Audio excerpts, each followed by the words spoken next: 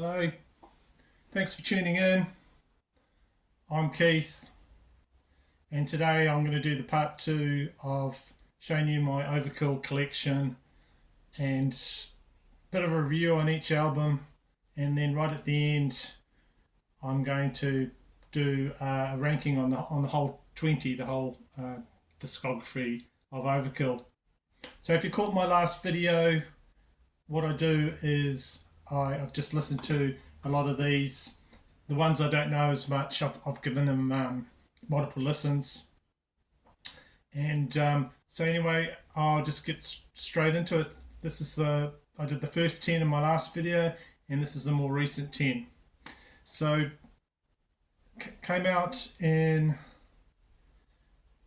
year 2000.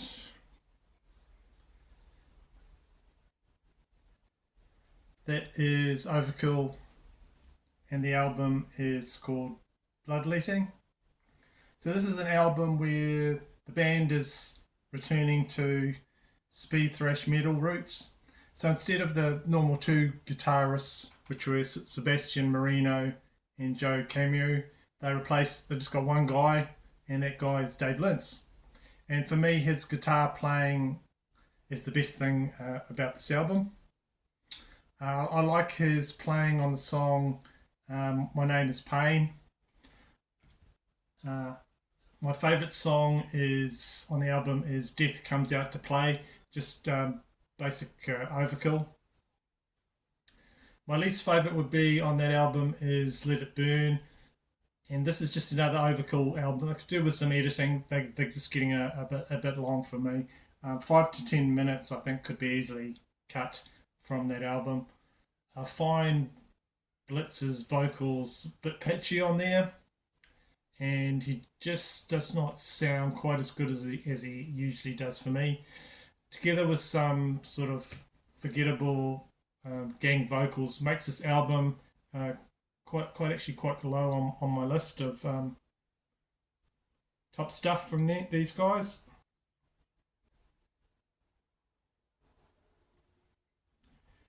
Okay, so next album came out in 2003 is Killbox 13. Here it is there. Very consistent album song-wise. A few standout tracks, and there is like a huge improvement in the vocal performances from the last one.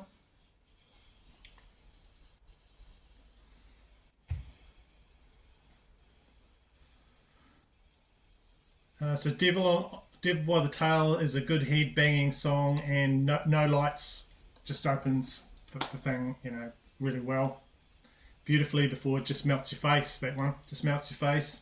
The guitar work is decent, displayed on my favourite song on the album, which is the Sound of Dying. It's hard to pick a least favourite, as the songs are consistently sort of the same sort of quality, but I would say Damned for me. The album is more like the early sort of raw Overkill, and just another good addition to the catalogue of albums. Right, what do we got next? The 2005 Relics. I think that's how you say it, Relics. For me, the guitars are a bit lacking on that one. I'll just get the picture for you. There it is there. I sort of missed the trademark thrash stuff. Not much mighty thrash riffs on here, just all groove again. The Mark is my favourite song on here, and I enjoy the solo on that track, and also Bats in the Belfry. Compared to some albums, this album is a bit of a slump in quality gain for me. I missed the mighty riffs, and the 50-minute album, 50-minute long. Closes with the punk throwback song Old School, which is a lot of fun. My least favourite song on the album is Play the Ace. Just Overkill again, trying to sound like other bands of the time, and just not themselves.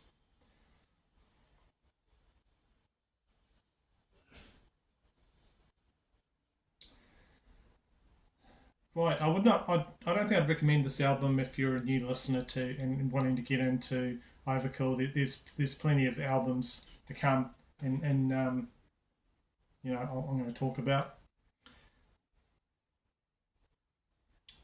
Right, next album is Immortalis. Came out in 2007. The same as the last album on here, with not much thrash. Plenty of groove metal, but things will get much better after this album. So rather sort of flat sounding. The first song does some quite heavy. It's quite heavy, called "Devils in the Mist." It starts off with a really good intro, and an interesting idea that they're starting to do is they bring in other vocalists, and they brought in one on the song Skull and Bones. And they got Randy Blythe from Lamb of God. So I like when Overkill do songs that they bring in other artists to trade off the vocals with. They do it better in some of the next albums. They bring in Mark Tornillo and things like that. But I like when there's a bit of variety in the vocals sometimes. That Skull and Bones I was just talking about it's not a very good song, but my favourite on the album is the surprising return of the Overkill continuing saga of songs, part 5, which has some nice changes and nice build up on that one.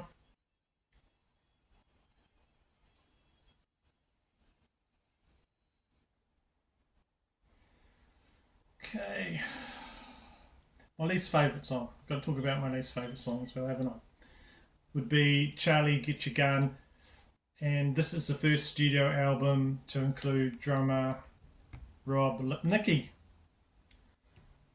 Okay, so those first 4 I don't have in my collection. All the ones onwards I can show you because I have them. So getting on to the 15th album, came out 2010, and that is Ironbound. So these guys are on Nuclear Blast Records, and the difference between this and the last album, Immortalis, is like night and day. So good. Really good album. Old school thrash with a sort of modern touch. Check out the CD if I can. Go. There's some quite nice quiet bass at the start of the first song, Green and the Black, which I like. And then it gallops to like a Shredfest solo. On this, I guess you could say this is a comeback album for the band. And Bobby lets rip with his vocals on this one. Doesn't hold back at all. Ron, the drummer, is a like maniac through this, and Bobby lets rip with his vocals. The guitar leads are really good, perfect.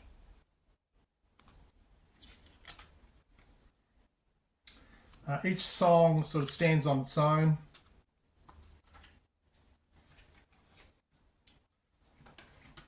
But my favourite is, what is it? The Head and the Heart,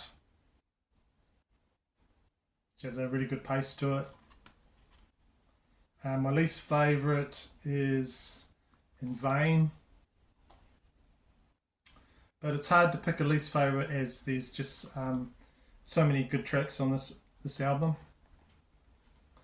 So yeah, this album's going to be ranking highly on my final Overkill album ranking, which I'll do at the end.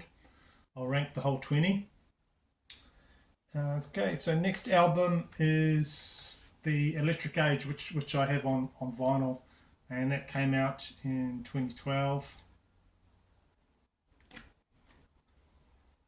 Not quite as good for me as the previous, but is like loaded with the same energy, and all 10 tracks are nasty. So this one here I got is a record store day uh, vinyl copy. I'll show you, it's a gatefold. Okay, there.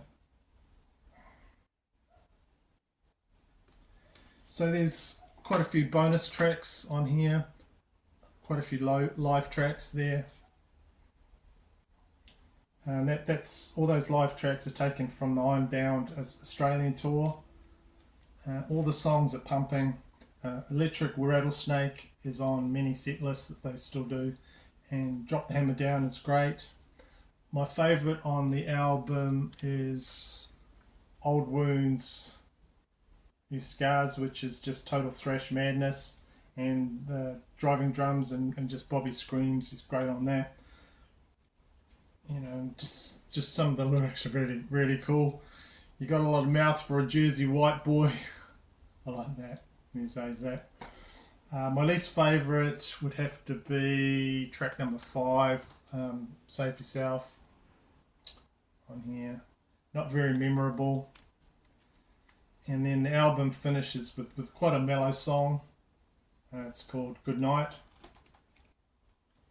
It's there. And then like pummels you in the outro. Yeah, apologies for just, I've got to show this.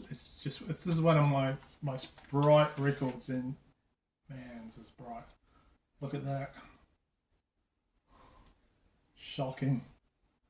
Here you go. Yeah, what did it say on the hype sticker, neon or something? Yeah, well, it's really bright. Okay, so right back to the notes.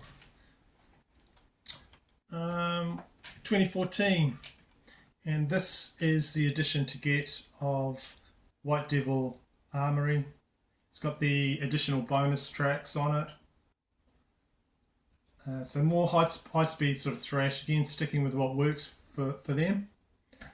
Apparently this is their most commercially successful album, and it begins with a short sort of intro and then goes straight into the song Armorist, and then next down to the bone, grooves with good chorus on that one. And there we go there, I'll show you the whole.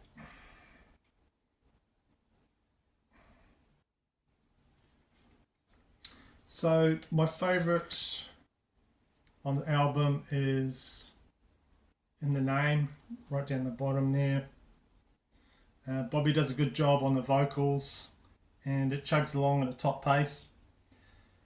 I also really like some of the bonus tracks on here, the fight song and Miss Misery, which is a cover of a Nazareth song featuring Mark Tornillo. And they're from, what's it, Accept. And what else we got here in the collection? We got, this comes with it.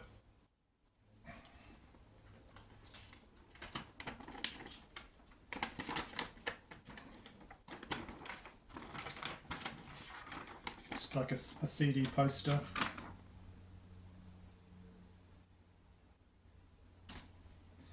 So my least favourite is the song Where There's Smoke, and I'm also not overly loving the song Pig on here, which is a bit sort of overlong for me. I thought this album sort of just continues on with the recent run of energetic, good albums. So that is White Devil Armory. Next up, in 2017, we've got The Grinding Wheel. Again, you have the same stable lineup of Overkill. The drummer, Ron Lipnicki, would leave the band after this album. And you've got still got the guitar duo of Lynx and Taylor pumping out enough riffs to satisfy any metal fan. The first minute and a half of this album is just like one long riff. with Mean Green Killing Machine. There we go. Which I really like a lot. My favourite song on here is got to be The Wheel. And then it continues with the song The Grinding Wheel, which is the title track, and it's super long. So Bobby's performance on here is like just like some guy half his age.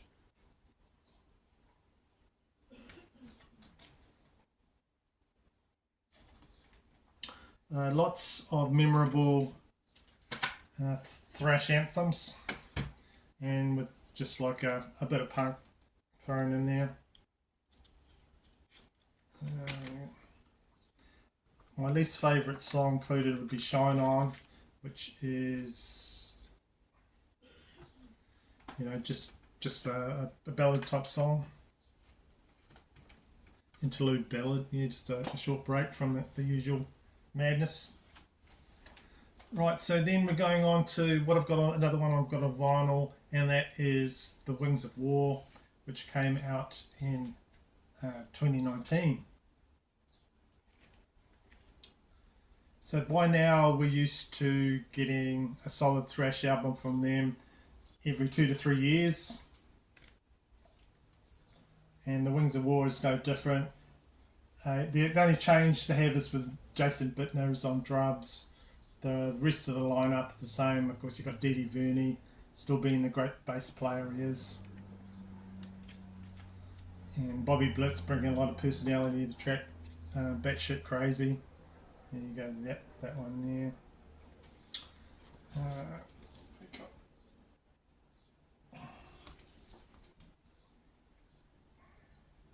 My favourite track on the album would have to be Head of a Pin, in which, you know, just the band is really amped up on that, just like Maximum Aggression on that one. My least favourite track is Believe in the Fight. And just have to mention the song Welcome to the Garden State. I just absolutely love that song. Really good. It's like a punk metal tribute to the Overkill's home state of New Jersey. Just talks about the Jersey Devil that's thrown in there. Jersey Girls, ending with a fantastic just shout out to Bruce Springsteen's Born to Run right at the end. I'm a big Springsteen fan, so that I love that part to it. And I'll show you the vinyl.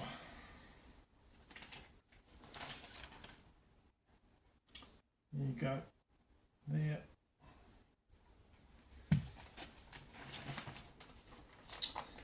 Right, so we're right at the end. We've got their latest album, which came out in 2023. This was a hard one to get for me, and that is Scorched. Great album, monster of an album, huge album, love it. The band took like 4 years before coming out with this latest set of songs. Because the last album I just talked about, Wings of War, came out in 2019. COVID got in the way a bit with putting this out. Just some killer songs on here, like Scorched, The Surgeon. But my favourite on the album would have to be Twist of the Wick. Awesome melodic thrash there. And my least favourite would be Harder They Fall there. And I'll show you that. It comes with a sort of small booklet there. Fantastic artwork on this one. Some lyrics. Go band line-up picture. That's a booklet.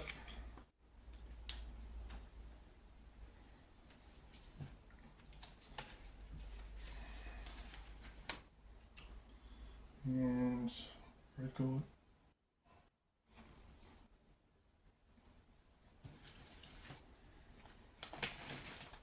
Right, so that's the 20 albums that I've listened to, sometimes multiple times. I've gone through and I've talked about each album. So now I'm going to attempt to put this whole thing together and just revise my last album in part 1 that I did.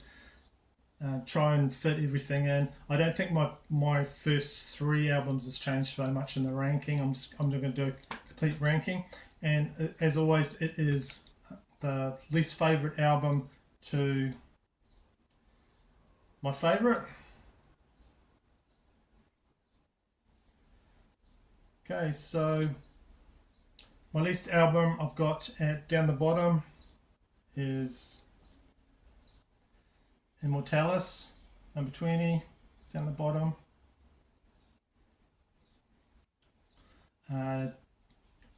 Next one would have to be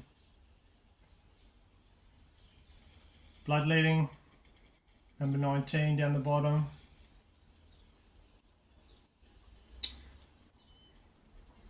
Next one after that, least favourite is Necroshine, number 18.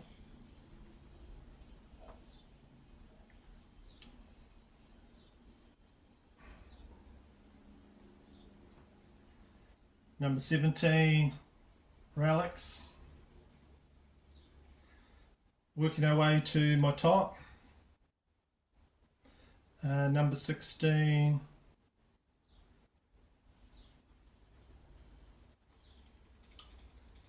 From the Underground and Below.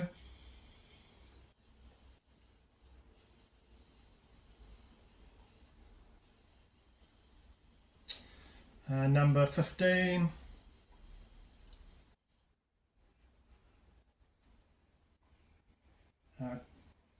Killbox 13.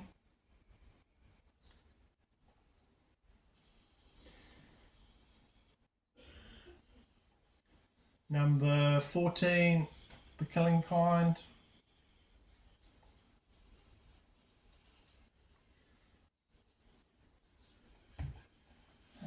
Try and find it in my stack.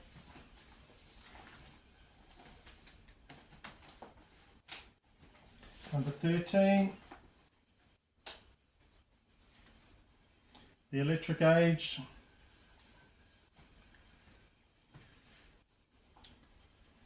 Number 12, White Devil Armory.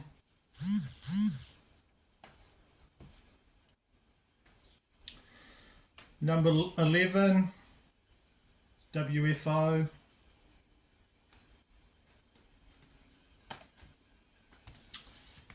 Number 10, breaking into the top 10 now, I Had Black.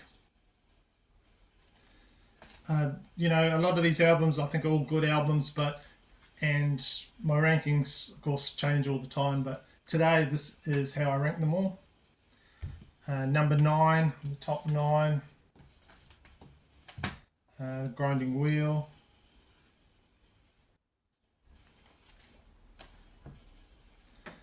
Number 8, Scorched.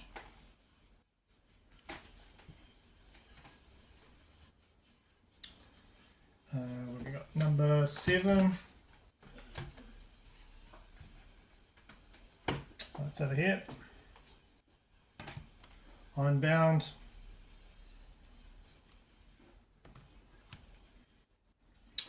Number 6. The Wings of War.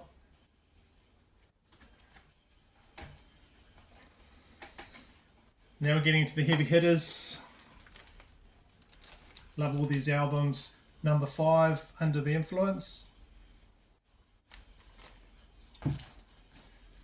Number 4 for me would be Horoscope.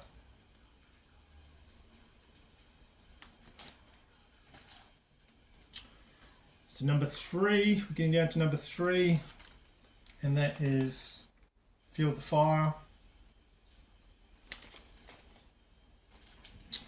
Okay, so we're getting down to my number 1 and my number 2. Both albums that on a different day I could swap them around quite easily. My number 2 is Years of Decay. And of course, that leaves only one album. If you know the catalogue, you'll know what that one is. And this was my number 1 album from my part 1 as well. So it still stays there in the top spot, and that is taken over from these guys. Right, so that's all my collection of Overkill, and I've shown you everything I've got, and I've given you my ranking, and I've given you my review. So hope you enjoyed just seeing all that, and just an album. It's just a group I really enjoy, and they've just got some great albums. You know, pretty consistent band, and they're awesome. So that's it. Thank you for watching today. Keep subscribed and keep watching my videos, because I'm working on a competition that's going to be coming up shortly. So look out for that. So thanks for watching, and I will see you in the next video.